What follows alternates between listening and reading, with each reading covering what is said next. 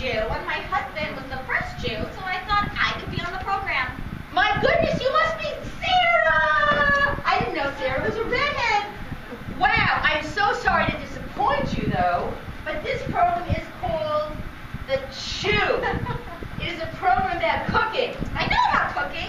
Like, not on that thing you were just watching. I did not have an easy life. Strangers show up in the desert at my tent. My husband asked me to make food for them. Where do you think I was going to get them food in the middle of the desert? Not like those huge markets I saw on my way here so nearby. No, just some animals and food we grow, but I did it, and I had to serve it. Men do not understand. And then you won't believe I was 90 years old, and these guests tell me that I'm going to have a baby. I think they had too much wine. Oh, my God. First of all, you should meet Mrs. Noah. You think you got a story. This is an amazing story. Go on. I had a baby boy named Isaac. That means laughter, because when the men told me at 90 that I was going to have a baby, I laughed. What would you have done? Sarah, your story gets more and more incredible.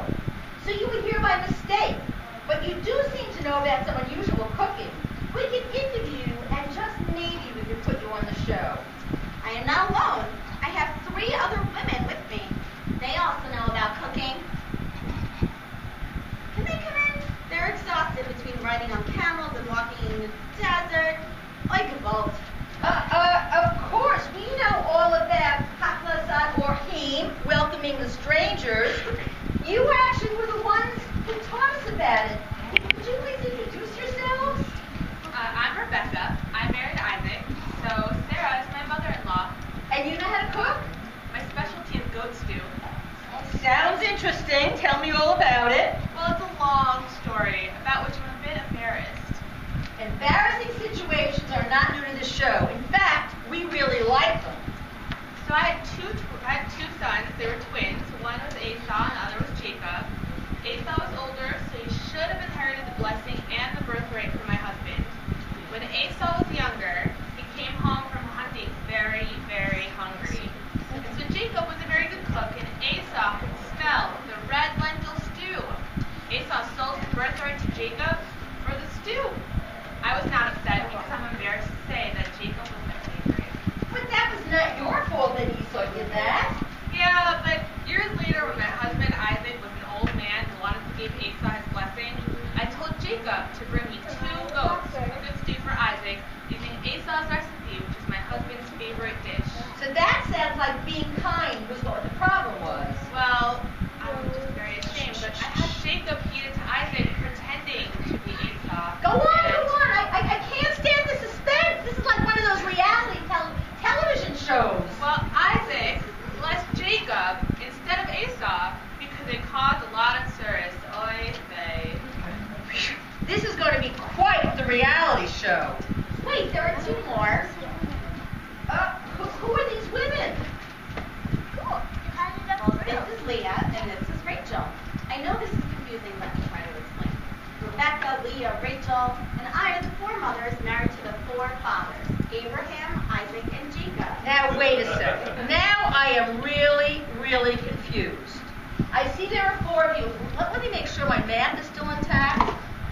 1, 2, 3, 4. Did I get that right?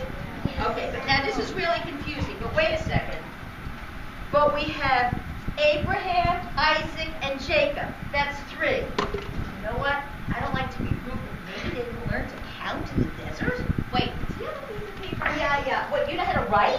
Yes, I do know how to write, and I do know how to count. Oh, all right. So could you explain? I mean, I'm sorry, I really don't get it. Maybe this is the new math they're teaching. I am retired 12 years. Yeah, do you have a dark marker or whatever you several writing utensils so I know? Well, can you all see that? F-O-R-E? F-O-R-E. Forefathers, not forefathers. Wait. So what is, Rabbi, can you help, what is, I'm so confused. What is a forefather? I'm so confused. A forefather is someone that comes before us. Oh, now I get it. Okay, all right. So, Rachel, you're right. Can we explain this?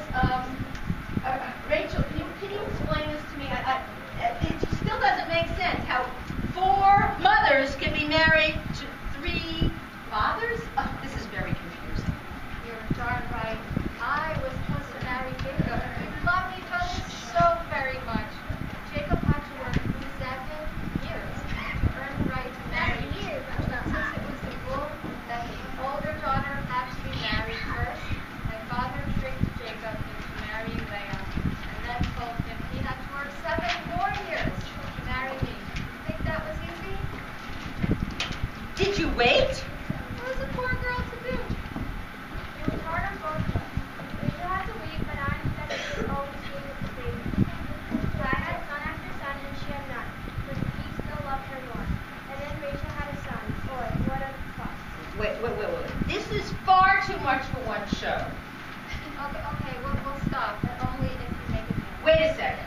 Let's make a deal. That's another television program. This is the shoe. This is getting very confusing. Yeah. Okay, Rachel, what you have in mind? Let's make a deal. The next biblio ancestor will be my son.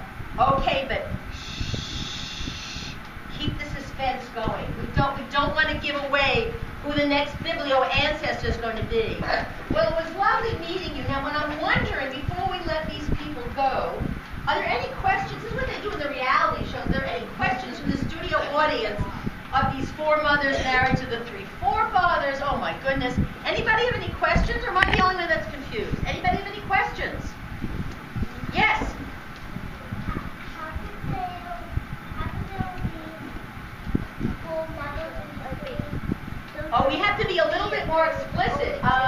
I think Leah and Rachel can answer that because that's a very good question. She wants to know, do you have the answer to that, or you have a question? You have an answer. What's the answer? That is, full fathers and married to 3 mothers. Unless 2 fathers are married to 1 mother. You got it.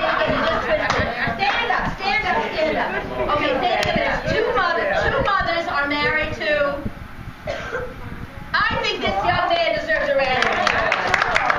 Okay, we were on a show. He would win the grand prize. Is that right? 2 mothers are married to 1 father? Well, in those days, you were allowed to have more than 1 wife. Oh, and you know, Ava is not here, but Ava Barrison, when I was in her classroom one day, her question was, how did the mothers feel about that? That's a very good question. Any other question? That was an excellent question. That's a clarifying question, and you gave us a great answer. Anybody else have any question for these 4 mothers who really led a very unusual life? Any other questions? No? Okay, so, before you go, we need to tell you, yes. Oh, I'm sorry, Gabby? How was it like in the desert? Oh, how was it like? You mean living in the desert? That's a very good question. What was it like living in the desert? Very hot. It's very hot, and for someone like me, it's very difficult to find shade, which you need very much. Oh. And, you know, we're so lucky these days with sunscreen, but we didn't have that. What about food? Food, that's a very good Good question. thing our husbands and our sons were good hunters, and they brought us food. We were the ones who cooked, and they were the ones who went hunting. So, do you have your microwave in case they brought? What's a microwave? I know what we have a big pot, and we have a nice big spoon. And a big fire. Yeah. Oh, you can vote. And wait, and with all this, you made food for people that just kind of dropped in and said, hi, I'm here in the middle of the desert? Of course. Oh, you know what? We need to give a round of applause. Good question. Anybody else have any questions for them? Any other questions? Okay, so, before you go, we need to tell you that you are very loved by the Jewish people. There are prayers we recite on Friday night. We bless our children. And we bless our daughters in the name of Sarah, Rebecca, Leah, and Rachel. And I also want to show you something else. Here's a teacher here who looks very much like, in fact, she reminds me so much of you, Sarah. And she was in Israel, and she brought me back this talit, which you are not going to know what this is. We use this when we pray. And if I put this on, you would see in the corners of my talit. And anybody try to read who this is? Lamed? Who do you think that is? Leah. And who do you think this is? With the Rachel. And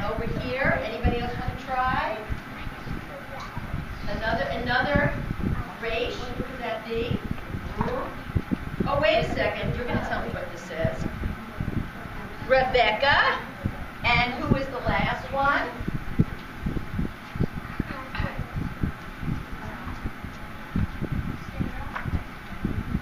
So I actually have, this is a beautiful talit. So whenever I go to synagogue, I am reminded of the four mothers. So this has been very, very, very special. So what we would like to do. Actually, can I interrupt? Yes, Rabbi, yes. Mrs. Chu? Yes, yes. So somebody asked, how could it be that one father, one man had two wives? Because today that's kind of weird, isn't it? Yeah. Definitely weird. So in the olden days, like the four mothers said, that women had to, men used to go out with their bows and arrows and their axes and their swords and they would hunt for deer or for antelope or for birds, and they would bring back the food. Like we go to the grocery store, right? And you have packages and stuff that you buy. But the men had to go out, and if a woman didn't have a man to hunt for her, what would happen? She'd starve. She'd go hungry. So sometimes it was okay for a man to have 2 wives or 3 wives. Do we do that today? No, because women have jobs, they have careers, and in Judaism, men and women are exactly the same. Got it? Right? So everybody, and a woman sometimes can go and get her own food as well. Where does she go? Supermarket, same place that the guys go to, right? So that's why it's important in synagogue that the way that only men used to wear these, now women wear them as well. So for your bat mitzvahs, when you get a little bit older, you get a talit as well. You get a prayer shawl, and you get called to the Torah, and you count when we pray together in a minyan. That's a question and answer for the parents as well that asked me. Men and women are here, obviously, 100% equal, because everybody can do what everybody else can do. Men and women, it doesn't make a difference. That's why we have 2 mums, but we don't have two mums in most cases anymore. Thank you very much, Rabbi. So before we go, we'd like to honor you with a beautiful song, actually written in your honor. If you can kind of, so we can see the screen. We learned the song last week, Lech Lecha, and I would like everybody to stand up and honor these 4 mothers. I mean, they've traveled. I mean, I came from Glen Head today. They came all the way from Israel.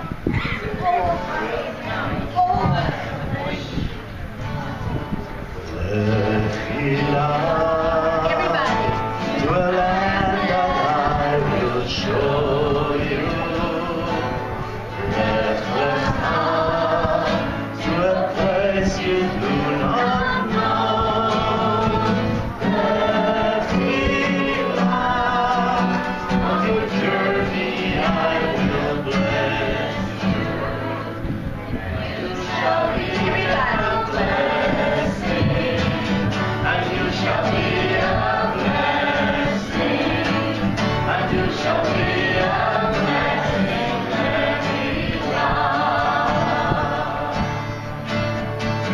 Let me laugh, and I shall make your name great. Let me laugh, and I shall praise your name. Let me laugh to the place that I will show you. Let's sing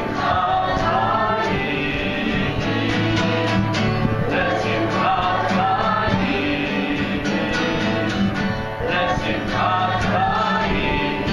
let me laugh. When we finish, and you shall be a blessing, and you shall be a blessing, and all of you shall be a blessing,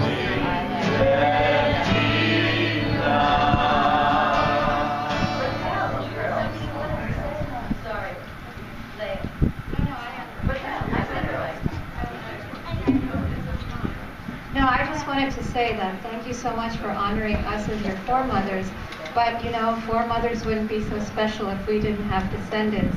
that means all of you, to continue what we began. And what did God promise when he asked Abraham to go on the journey, talking about descendants? What did God promise Abraham? I shall make you a blessing. I shall make you a blessing.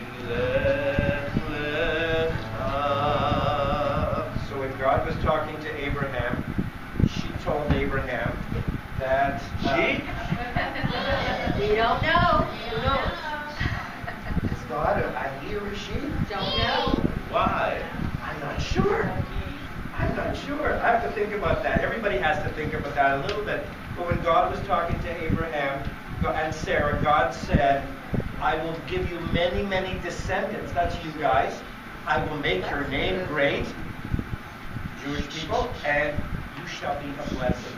Every one of you is special to us. Every one of you has a special spark in your soul. Every one of you has a piece of God in them. You are all blessings to us.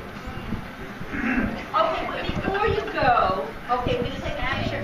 You probably don't know what this is.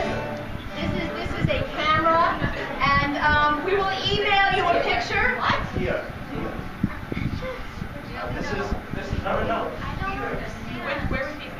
Okay, while the cantor is doing that, we're going to ask these ladies to do something else. This is a Kodak. Okay, so what we're going to do, to show you what a blessing is, we're going to ask you each to take a corner of my talit and hold it up high, and we are going to ask all the children that have birthdays in November to please come under the talit.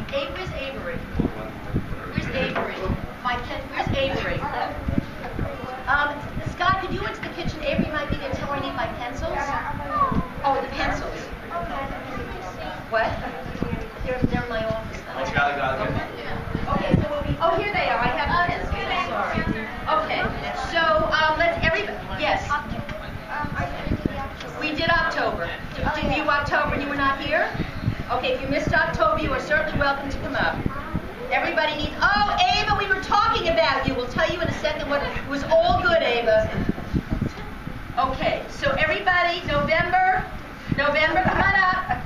Come on up, Ryan. We're not letting you. Oh, come on. Mommy will come with you because actually, there wouldn't be a birthday for you, Ryan, if it weren't for your mom. So we're going to invite Mom up too. And so we're also demonstrating to our foremothers how we continue, how we make blessings. So I'm going to show you something. Watch my hands, everybody. Check it, please. We need complete quiet. This is actually something important. In the desert, and we still do this today, this dates back to the desert, priests, or the most important people in the congregation, would put their hands together like this, and they would make 7 different spaces. Let's see if we can count. 1, 2, 3, 4, 5, 6, and 1 between. We like 7. Why do we like 7? 7's a lucky number in Judaism. Why?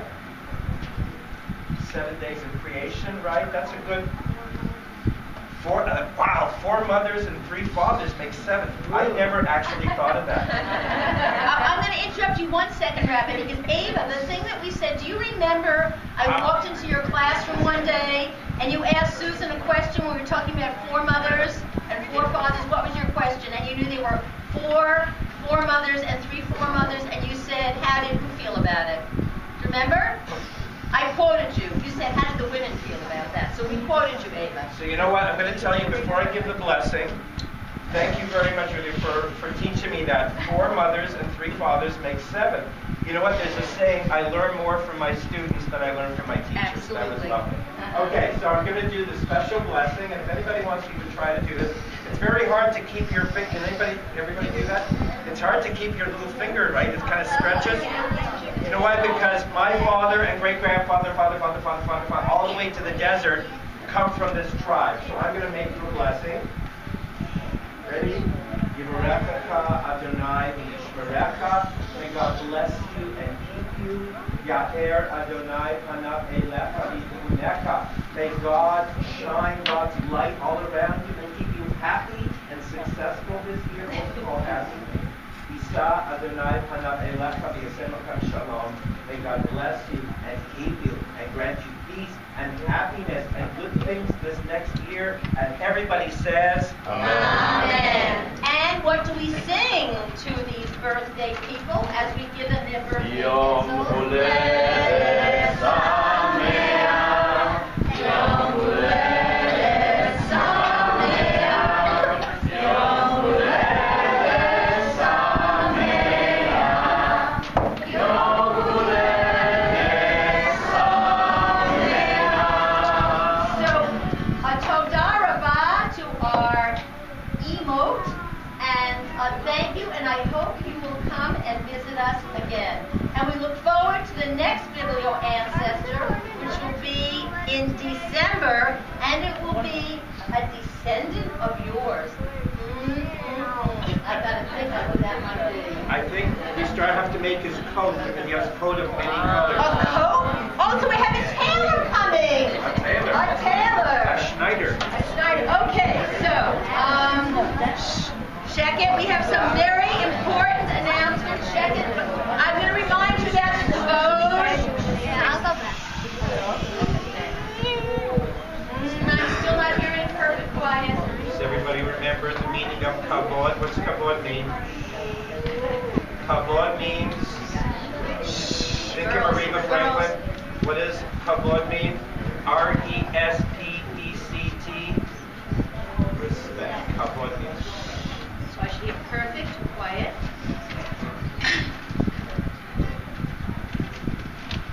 Thank you. Okay, so the first thing we have, we actually was going to do this first, but we're going to do it towards the end. Jen, do you want to kind of explain, or they're going to explain? They're gonna. Okay, because we have B'nai Mitzvah children up here. I mean, B'nai Mitzvah young adults up here. Leo, Nate, Leah, Solange. And we really need your attention because they have prepared something extremely, extremely important. I would suggest use the microphone.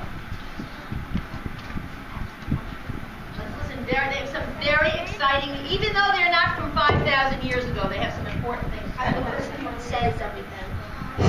Hello. Hello. What's wrong with my phone? Up here and talk. You say Boker Tov. Boker Or.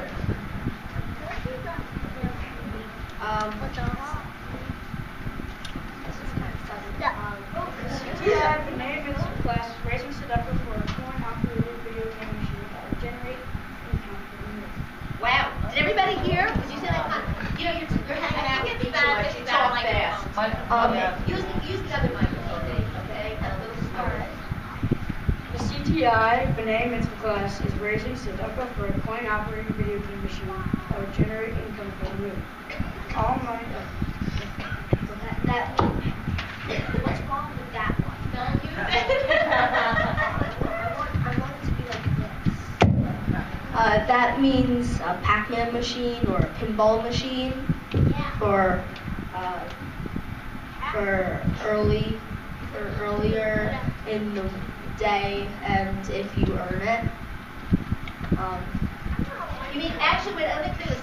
So if somebody shows kavod, one of the things they can earn is time on this machine that you are going to raise money for. Yes. So they are doing a mitzvah because they are doing something to improve life for our students here. All the money collected will be donated to the Lamood for better class equipment and more attractive youth product. That's a really good idea. I think it's a wonderful idea. Anything else to add to that? Nate, Okay, so I think we have to say. what tzedakah is. Oh, yes, okay. What is tzedakah? Actually, I have a tzedakah box I'm going to start putting in here. Many of you are bringing. Can you explain what tzedakah is? Well, Tzedakah is like donations for the poor, people that helps other people, in which it would be helping the temple. And since it's supporting the temple, it's going to make everyone else, it's going to make it a better place. Oh, I think you said that so well, Nate. So tzedakah is money for charity. And, you know, sometimes we think of charity as giving to the poor or the homeless, but it also can be, because this is such a special place, and it's the place where we teach about tzedakah. So by making this a better place, we are helping to make the world a better place. So what's going to happen? So we're going to put a tzedakah box here starting next week, and the tzedakah is going to go, you guys will collect it, And how long do you think this is going to take? Is there a timeline on this? Not yet. Not yet. Okay, you'll keep us kind of apprised? Yeah. Okay. So thank you. Let's give a round of applause for our Helen, did you want to comment? I just want to know how much you're hoping to raise to buy that. We're not sure. We have a couple of people who are looking for machines for us. So they can range anywhere from $500 to $3,000. It depends. So we're looking and we'll see where it brings us. And we're hopeful that through Limwood we'll raise money, and maybe through the temple as a whole community will raise some money too. Okay, thank you very, very, very much. Okay, a few reminders which are really important. This one is going to make everybody very sad.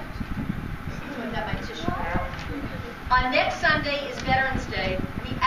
This is really important. We have a tag sale going on, speaking of tzedakah, raising money. What we do is people come and bring their things that they no longer want that are in good condition. We sell that. So it works both ways. One of the things we're helping people that can't afford maybe, although a lot of us like to shop in that tag sale, but people that really can't afford or buy nice things, and then the money we use goes back to help our synagogue. And what we've done, I'm going to ask parents if they could help. They need schleppers. So next week there is no mood because of the tag sale. We'll meet again on the 17th. Now, listen very, very, very carefully. There will be a test on this. Something is happening, and if you know, don't say. Something is happening this month, which will not happen again for, I think, 75,000 years. You know, don't tell. And in honor of this event, are you ready for this one? On November 17th, we are going to make Menarches! Wait a second. What's a Menarche? No. I want you to figure out what a Menarche is. And if you have figured it out, you have my email addresses. Email me what a Menarche is. And maybe we'll have a special raffle for all the people that figured out what a Menarche is. No. Not now. Check it. But we will be making, it'll be a family program. Parents are welcome. We are going to be making Menarches. Now, this was not my middle of the night idea. Okay, the other thing that's really, really important, last week, our theme is Building Jewish Memories. And last week we had some extraordinary stories. And please, I need your reflections. I only got back 2. I must have these. I am responsible to a grant. So I am going to please parents, providing your children, this is not for K1, but 2 and up, we had wonderful stories. So please, provided your child was here, who's also online, I need to fill this out, and it must come back, please, next Wednesday, or email it to me. I need to have these back. I think that's all I have. Yes, there is one very important thing, and that is our attendance raffle. Avery, can you please go get me the box? Oh, thank you so much, Grant. Oh, this is wonderful. Oh, my goodness. Oh, look at this. Look at this. Oh. Yasha Koach. That is showing code. Thank you very, very much. Yes. You just did. Yes. Okay. Avery, since you brought it up. Oh, wait a second. Who? Lexi. Lexi, where's Lexi? Right here. You were not here last time. You were supposed to do the. Okay, so this is for the $10. Oh, you know what? The other one. Ben, go to my office. There's another box from Wednesday. Then there's another box. It's an Amazon box. You're supposed to store for Wednesday too. Okay. So Lexi. Wednesday. Karen. I think it's on my bookshelf. It's an Amazon box. Okay, who is that? Oh! Jojo, did you win it last time? No. Oh my goodness, Jojo. Wait a second. Woo! Would you please present Jojo? Thank you very much. With this, oh, thank you so much. With this. Okay, and then I'm going to ask you to please draw this one. Then, yes, please.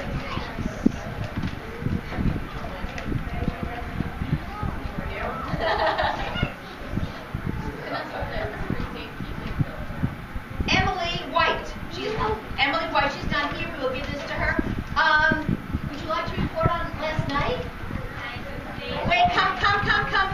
Now, I want to tell you, Alana got home like 2 o'clock in the morning. Please, 3 o'clock in the morning. Then please tell her where you were. No, not sound asleep. What you did last night.